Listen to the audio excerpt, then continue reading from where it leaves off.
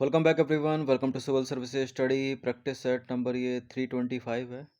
ये series UPPSC PCS के लिए चल रही है। प्रैक्टिस करेंगे इसमें हम जीएस के प्रश्नों पर और इसमें 30 प्रश्न है इंपॉर्टेंट। चलिए स्टार्ट करते हैं। क्वेश्चन नंबर 1 है यहाँ पर, भील जनजाति से संबंधित चिमाता और वालरा क्या है? लोकगीत है, लोक नृत्य है, आभूषण है या कृषि पद्धति?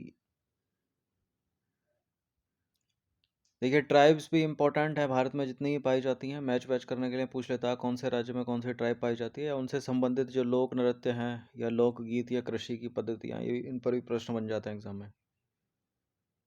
वो भील जनजाति से संबंधित चिमाता या बालरा है कृषि पद्धति। ऑप्शन नंबर डी है इसका आंसर। भील जनजाति जो है वो राजस्थान की सबसे प्राचीन जनजाति है और भील जनजाति के द्वारा पहाड़ी ढलानों पर की जाने वाली झूमिंग कृषि को चिमाता या बालरा कहते हैं। भील शब्द का अर्थ धनुषधारी है। यह जनजाति है प्रोटो ऑस्ट्रेलाइड प्रजाति की। किस देश की 3 राजधानियां हैं? प्रशासनिक राजधानी, विधायिक राजधानी और न्यायिक राजधानी? दक्षिण अफ्रीका की। डी है इसका आंसर। कई बार प्रश्न एग्जाम में पूछा गया ये कॉम्पिटेटिव एग्जाम में। दक्षिण अफ्रीका की 3 राजधानियां हैं, प्रशासनिक राजधानी, विधायी राजधानी और न्यायिक राजधानी। जो केप टाउन है वो संसद की सीट के रूप में विधायी राजधानी है। जो प्रिटोरिया है वो राष्ट्रपति और मंत्रिमंडल की सीट के रूप में प्रशासनिक राजधानी है। जो ब्लूम फोंटेन है वो अपील की सर्वोच्च न्यायालय की सीट के रूप में न्यायिक राजधानी है। जबकि दक्षिण अफ्रीका का जो संवैधानिक न्यायालय है वो जोहानसबर्ग में बैठता है। रजरप्पा जलप्रपात किस राज्य में स्थित है? रजरप्पा जलप्रपात है झारखंड में। ऑप्शन नंबर ए है इसका आंसर। रजरप्पा भारत के झारखंड राज्य के रामगढ़ जिले के चितरपुर सामुदायिक विकास खंड में स्थित एक जलप्रपात और हिंदू तीर्थ स्थल है। यह जलप्रपात दामोदर और भैरवी नदी के संगम पर स्थित है। यहाँ पर स्थित माँ छिन्नमस्तिका का मंदिर बहुत प्रसिद्ध है। क्वेश्चन नंबर 4 पर आ जाइए। जैन धर्म और हिंदू धर्म का प्रमुख धार्मिक स्थल प्रभासगिरी है कहाँ पर? ये कौशाम्बी है। इस पर कई बार प्रश्न बना है यूपी के एग्जाम्स में। उत्तर प्रदेश में है ये है इसका आंसर। देखिए प्रभासगिरी जो है वो जैन धर्म और हिंदू धर्म का एक प्रसिद्ध धार्मिक स्थल है। यह कौशाम्बी जिले यानी उत्तर प्रदेश में यमुना नदी के तट पर स्थित है। किस राज्य को खनिजों के अजायब घर के नाम से जाना जाता है? खनिजों के अजायब घर के नाम से राजस्थान को। राजस्थान जो है खनिज की दृष्टि से एक संपन्न राज्य है। इसे खनिजों का अजायब घर कहा जाता है। विक्रमशिला विश्वविद्यालय की स्थापना निम्नलिखित में से किसके द्वारा की गई थी? कॉम्पिटेटिव एग्जाम में बहुत बार प्रश्न पूछा गया है ये, और इसका उत्तर है धर्मपाल। Option number B. इन सभी टेस्ट की फुल टेस्ट सीरीज परचेज कर सकते हैं नंबर इस पर व्हाट्सअप करके। देखिए विक्रमशिला विश्वविद्यालय की स्थापना भागलपुर जिले के अंतिचक गांव में पाल वंश के राजा धर्मपाल ने की थी। क्वेश्चन नंबर 7 पर आ जाइए। मनसबदारी प्रशासनिक प्रणाली मुगल साम्राज्य में शुरू की गई थी किसके द्वारा? कई बार एग्जाम्स में प्रश्न पूछा है ये भी, और इसका उत्तर है अकबर के द्वारा। देखिए 1571 के दौरान मुगल साम्राज्य में अकबर द्वारा शुरू की गई मनसबदारी एक प्रशासनिक प्रणाली थी। क्वेश्चन नंबर 8 पर आ जाइए। वैदिक शिक्षा और धर्म की वैदिक शुद्धता को पुनर्जीवित करने के लिए वेदों की ओर लौटो नारा किसने दिया था? किसने दिया था? ये दिया था स्वामी दयानंद सरस्वती ने। Back to your Vedas. Option number B है इसका आंसर। कई बार पीसीएस में ही ये प्रश्न पूछा गया है अलग अलग स्टेट के। स्वामी दयानंद सरस्वती ने वेदों की ओर लौटो का नारा दिया था। यह वैदिक शिक्षा तथा धर्म की वैदिक शुद्धता को पुनर्जीवित करने और वैदिक काल के पुनरुद्धार का आह्वान था। ऑप्शन नंबर बी है इसका आंसर। क्वेश्चन नंबर 9 पर आ जाइए। पहली बार सूर्य के कोरोना क्षेत्र में प्रवेश करने वाला पार्कर सोलर प्रोब किसका मिशन है? जाक्सा का, यूरोपीय स्पेस एजेंसी का, इसरो का या नासा का? और ये एक सौर मिशन है। देखिए इसरो का तो है आदित्य L1 और पार्कर सोलर प्रोब है, यह है नासा का, संयुक्त राज्य अमेरिका। ऑप्शन नंबर डी है इसका answer. Parker solar probe NASA का एक अंतरिक्ष यान है। यह सूर्य के बाहरी वायुमंडल का अध्ययन करने के लिए भेजा गया था और यह अब तक इंसानों की बनाई सबसे तेज वस्तु है। पार्कर सोलर प्रोब को 12 अगस्त 2018 को लॉन्च किया गया था। यह 24 दिसंबर 2024 को सूर्य के सबसे करीब पहुंचेगा, यानी अगले मंथ। और यह सूर्य के वायुमंडल में चलने वाले सौर तूफानों के बारे में जानकारी देगा। और यह मिशन नासा के लिविंग विथ ए स्टार कार्यक्रम का हिस्सा है।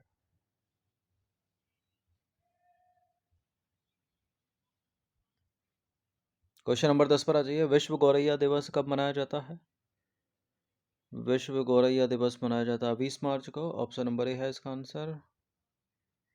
स्पैरो बोलते हैं इंग्लिश में इसको। प्रतिवर्ष 20 मार्च को दुनिया भर में विश्व गौरैया दिवस यानी वर्ल्ड स्पैरो डे मनाया जाता है। गौरैया के प्रति लोगों को जागरूक करने के उद्देश्य से तथा शहरी वातावरण में रहने वाले आम पक्षियों के प्रति जागरूकता लाना भी इस दिवस को मनाने का उद्देश्य है। ठीक है, कम होती जा रही है गौरैया की संख्या। क्वेश्चन नंबर 11 पर आ जाइए। गंगा एक्सप्रेसवे द्वारा किन शहरों को जोड़ा जाएगा?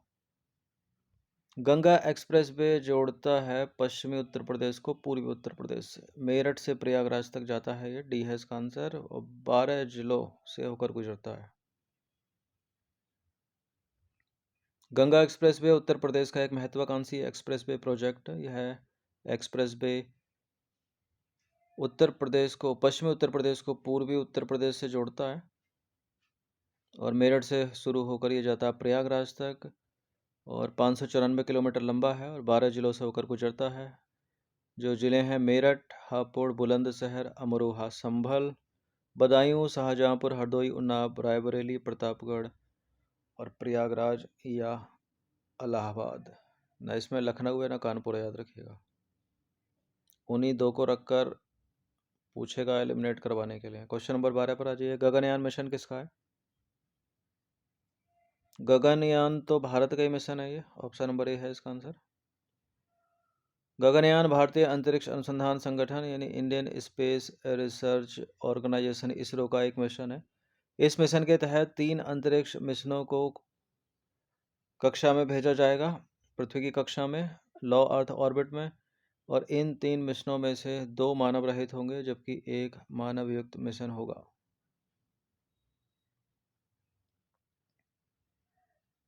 क्वेश्चन नंबर 13 पर आ जाइए। निम्नलिखित में से किस क्षेत्र को भारत का रुद्र प्रदेश कहा जाता है? एक तो ऊपर था राजस्थान खनिजों का अजायब घर है, यहाँ पूछ रहा है भारत का रुद्र प्रदेश। ये भी खनिज संपन्नता के कारण ही है। छोटा नागपुर का पठार। ऑप्शन नंबर बी है इसका आंसर। छोटा नागपुर के पठार को भारत के रुद्र प्रदेश की संज्ञा दी जाती है। इसका विस्तार छत्तीसगढ़, झारखंड, पश्चिम बंगाल, बिहार और उड़ीसा तक है। यह क्षेत्र जो है, ये जोन जो है पूरा, वो खनिज संसाधनों के भंडार की दृष्टि से भारत का सर्वाधिक संपन्न क्षेत्र है। इसलिए इसे भारतीय खनिज का हृदय स्थल है यानी मिनरल हार्टलैंड ऑफ इंडिया कहा जाता है। इसी कारण इस क्षेत्र को लौह इस्पात एवं भारी इंजीनियरिंग उद्योग, इसी कारण इस क्षेत्र में लोहा इस्पात और भारी इंजीनियरिंग उद्योग का सर्वाधिक विकास हुआ है। क्वेश्चन नंबर 14 पर आ जाइए। निम्नलिखित में से कौन सा राज्य 7 बहनों का भाग नहीं है, पूछ रहा है। 7 सिस्टर्स के अंतर्गत कौन सा नहीं आता है? तो त्रिपुरा से शुरू कर लो, मिजोरम, मणिपुर, नागालैंड, ऊपर अरुणाचल प्रदेश आ जाओ, बीच में मेघालय आ गया, असम आ गया, यहीं नहीं रुक जाओ। तो नागालैंड है, मणिपुर है, अरुणाचल प्रदेश है, सिक्किम इसमें नहीं है। सिक्किम भारतीय राज्य है। ठीक है, 3 देशों की अंतर्राष्ट्रीय सीमाओं से घिरा है, नेपाल से, भूटान से, ऊपर से तिब्बत आ रहा है। तो ये 7 सिस्टर्स के अंतर्गत नहीं आता है। देखिए उत्तर पूर्वी राज्यों या पूर्वोत्तर क्षेत्र यानी नॉर्थ ईस्ट जोन में स्थित सिक्किम को छोड़कर अरुणाचल प्रदेश, असम, मेघालय, मणिपुर, मिजोरम, नागालैंड और त्रिपुरा 7 बहनों यानी 7 सिस्टर्स की संज्ञा दी जाती है इनको। कौन सी जलसंधि है जो भारत और श्रीलंका के मध्य स्थित है? 10 डिग्री चैनल तो अंडमान निकोबार को अलग करता है। कोको भारत और म्यांमार जो पाक जल संधि है वो भारत और श्रीलंका के मध्य स्थित है। डी है इसका आंसर। भारत एवं श्रीलंका के मध्य पाक जल संधि द्वारा आपस में जुड़े हैं भारत और श्रीलंका। 10 डिग्री चैनल अंडमान निकोबार के मध्य है। ग्रेट चैनल जो है वो भारत और इंडोनेशिया के मध्य, यानी भारत के इंदिरा पॉइंट, इंडोनेशिया के मध्य। कोको जल संधि अंडमान और कोको द्वीप यानी भारत और म्यांमार के बीच में। फतेह सागर, पिछोला, पुष्कर एवं नक्की क्या हैं ये? झीलें हैं, नदियां हैं, गर्म जल के झरने हैं, आदिम जनजातियां हैं। ये झील हैं यानी लेक्स। ऑप्शन नंबर सी है इसका आंसर। झील है ना भाई, आदिम जनजातियां क्या लिखा? सी है इसका आंसर। देखिए ये राजस्थान की 5 प्रमुख झीलें हैं। राष्ट्रीय झील संरक्षण कार्यक्रम के अंतर्गत आती हैं तीनों, पांचों। फतेह सागर झील, पिछोला झील, पुष्कर झील, नक्की झील और अन्ना सागर झील।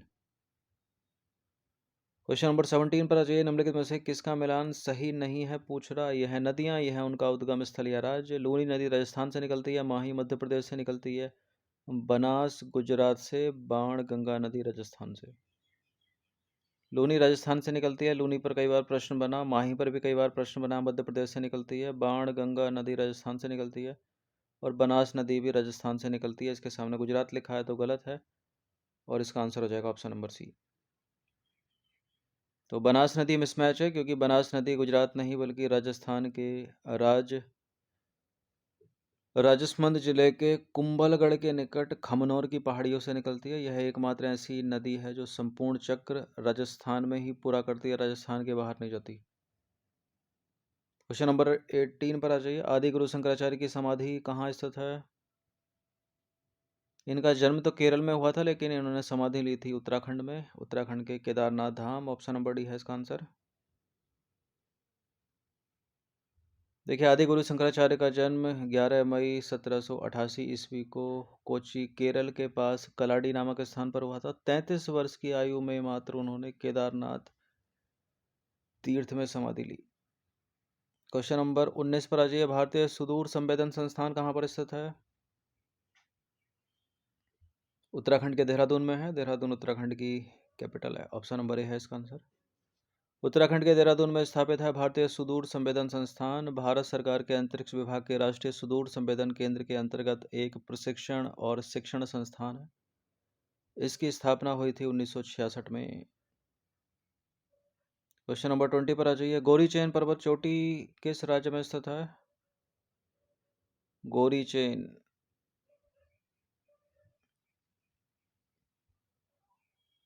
देखिए गोरी चैन अरुणाचल प्रदेश के तवांग और पश्चिमी कामेंग जिलों के बीच मौजूद एक पर्वत चोटी है। बुनकरों का शहर किसे कहा जाता है? बुनकरों का शहर है हरियाणा का पानीपत। ऑप्शन नंबर ए है इसका आंसर। पानीपत भारत के हरियाणा राज्य का एक ऐतिहासिक शहर है और पानीपत को बुनकरों का शहर कहा जाता है क्योंकि यह कपड़ा और कालीन का उत्पादन करता है। क्वेश्चन नंबर 22 पर आ जाइए। भारत के किस मंदिर को ब्लैक पैगोडा के नाम से जाना जाता है? ब्लैक पैगोडा है कोणार्क स्थित सूर्य मंदिर। ऑप्शन नंबर सी है इसका आंसर। कई बार एग्जाम्स में प्रश्न बना इस पर। भारत के कोणार्क में स्थित है सूर्य मंदिर, उसको ब्लैक पैगोडा के नाम से जाना जाता है। कोणार्क सूर्य मंदिर भारत के उड़ीसा राज्य में स्थित है। 13वीं शताब्दी का एक हिंदू मंदिर है ये और मंदिर का निर्माण पूर्वी गंग राजवंश के राजा नरसिंह देव प्रथम ने करवाया था। यहाँ से भी सवाल बना है, यहाँ से भी, और कहाँ पर स्थित है वहाँ से भी। अब ऊपर तो ब्लैक पैगोडा हो गया, अब एक ये है लैंड ऑफ गोल्डन पैगोडा कहा जाता है किसको? किस देश को लैंड ऑफ गोल्डन पैगोडा कहा जाता है? म्यांमार को। ऑप्शन नंबर डी है इसका आंसर। देखिए अपने चमकते हुए सुनहरे मंदिरों के लिए प्रसिद्ध म्यांमार को सुनहरे मंदिर की भूमि या लैंड ऑफ गोल्डन पैगोडा के रूप में जाना जाता है। म्यांमार को इसके कई सुनहरे बौद्ध पैगोडा के कारण लैंड ऑफ गोल्डन पैगोडा कहा जाता है। म्यांमार को गोल्डन लैंड या स्वर्ण भूमि या सुनहरी भूमि भी कहा जाता है। म्यांमार को दुनिया भर में लैंड ऑफ गोल्डन पैगोडा के नाम से जाना जाता है और यह उत्तर पूर्वी एशिया के बड़े देशों में से एक है म्यांमार। क्वेश्चन नंबर 24 पर आ जाइए। 30 प्रश्न है इसमें। विश्व का सबसे बड़ा डेल्टा है यांगटीसी नदी का डेल्टा, नील नदी का डेल्टा, मिसिसिपी का डेल्टा, सुंदरबन का डेल्टा है, यह विश्व का सबसे बड़ा डेल्टा। गंगा और ब्रह्मपुत्र नदियों का डेल्टा है। देखिए, गंगा और ब्रह्मपुत्र नदी द्वारा संयुक्त रूप से निर्मित डेल्टा को सुंदरबन डेल्टा के नाम से जाना जाता है। विश्व का सबसे बड़ा डेल्टा, याद रखिएगा। क्वेश्चन नंबर 26 पर, आज 25 पर आ जाइए। भारत की सबसे लंबी नहर कौन सी है? भारत की सबसे लंबी नहर या कैनाल है Indira Gandhi canal. Option number B है इसका आंसर। देखिए, इंदिरा गांधी नहर भारत की सबसे लंबी नहर है और इंदिरा गांधी नहर की मुख्य लंबाई 445 किलोमीटर है, जबकि इंदिरा गांधी फीडर नहर की लंबाई है 204 किलोमीटर। कुल लंबाई मिला दे तो 449 किलोमीटर, 649 किलोमीटर। रॉक गार्डन स्थित है कहाँ पर? रॉक गार्डन स्थित है चंडीगढ़ में। रॉक गार्डन चंडीगढ़ भारत का एक मूर्तिकला गार्डन है। इसे नेक चंद रॉक गार्डन के नाम से भी जाना जाता है, जो कि इसके संस्थापक थे। तो चंडीगढ़ का नाम याद रखिएगा। क्वेश्चन नंबर 27 पर आ जाइए। किसे अरब सागर की भौं के नाम से जाना जाता है? यानी द आईब्रो ऑफ अरेबियन सी। यनम, माहे, कोची या फिर केलेंगेट बीच गोवा का? माहे को। ठीक है, ऑप्शन नंबर बी है इसका आंसर, पुदुचेरी के माहे को। माहे भारत के केंद्र शासित प्रदेश पुदुचेरी या पौंडीचेरी के माहे जिले में स्थित एक नगर है। माहे क्षेत्र जो है वो अरब सागर की भूमि यानी द आईब्रो ऑफ अरेबियन सी के नाम से भी जाना जाता है इसको। यह बहुत छोटा क्षेत्र है जो मायाझी नदी अरब सागर के मुहाने पर स्थित है। क्वेश्चन नंबर 28, रानी की बाव किस राज्य में स्थित है? रानी की बाव है गुजरात में। ऑप्शन नंबर बी है इसका आंसर। देखिए, रानी की बाव भारत के गुजरात राज्य के पाटन में स्थित एक प्रसिद्ध बावड़ी है। बावड़ी मतलब सीढ़ीदार कुआं, और कई मूवी में भी इसको दिखाया है। क्वेश्चन नंबर 29, नैपा नगर पर कई बार एग्जाम्स में प्रश्न बना है। मध्य प्रदेश का नैपा नगर क्या है? अखबारी कागज कारखाना है। ऑप्शन नंबर बी है इसका आंसर। देखिए, नैपा नगर भारत के मध्य प्रदेश राज्य के बुरहानपुर जिले में स्थित एक नगर है जो अखबारी कागज के लिए प्रसिद्ध है। मेनली इसमें जो हमने सारे प्रश्नों की प्रैक्टिस की है वो प्रीवियस ईयर क्वेश्चन है, ठीक है, जिनकी पुनरावृत्ति होती रहती है एग्जाम्स में, आर और पीसीएस दोनों में। संघाई हिरण, जिसका लोकप्रिय नाम डांसिंग डियर भी है, यह भारत के केवल कहाँ पाया जाता है? भारत में केवल कहाँ पाया जाता है? एक प्रश्न को अगर हम छोड़ दें, पार्कर सोलर प्रोब, तो बाकी 29 प्रश्न ये प्रीवियस ईयर के इंपॉर्टेंट प्रश्न हैं। डियर भारत में केवल पाया जाता है मणिपुर में। ऑप्शन नंबर डी है इसका आंसर। तो डांसिंग डियर संघाई हिरण का लोकप्रिय नाम है जो केवल मणिपुर के लोकटक झील के दक्षिणी किनारे पर स्थित केबुल लमजाओ राष्ट्रीय उद्यान में पाया जाता है। केबुल लमजाओ राष्ट्रीय उद्यान संकटग्रस्त बारहसिंगा का प्राकृतिक आवास है। तो 30 प्रश्न थे इंपॉर्टेंट, इनकी प्रैक्टिस कर लीजिएगा। धन्यवाद।